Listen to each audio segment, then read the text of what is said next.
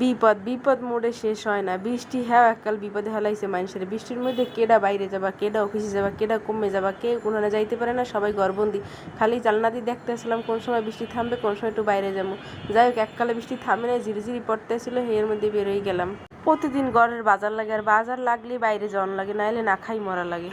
প্রত্যেক দিন নতুন নতুন ঘটনার সম্মুখীন হয়ে আজকে কি করছে দেখেন ভিডিওতে। তো চলে গেলাম বাজারে, কর্মু কি ঠেহা এই জিনিস চলে গেলাম। তো যাওনের পথে এই বেড়ার লাগে দেখা, বেড়া কয় 10টা টাকা দেন আল্লাহর রাস্তায়। আমি কি করবেন টাকা দিয়া? কয় কিছু খাই নাই, খামু বেলা বাজে 11:30, হে নাকি কিছু খাই নাই। পরে কইলাম আচ্ছা আমি কি খাইবেন?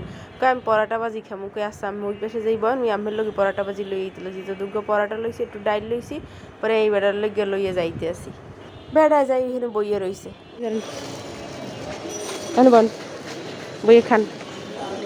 বেড়া এককালে বেমেলা খুশি হয়েছে, বেড়া বোনের সঙ্গে খাওয়া শুরু করছে। বেড়ার খুশি অনেক ভালো লাগতেছে দেখে বেড়ার খাওন। পরে বেড়ারে কইলাম অনেক খুশি? আমি কয় হয় অনেক খুশি।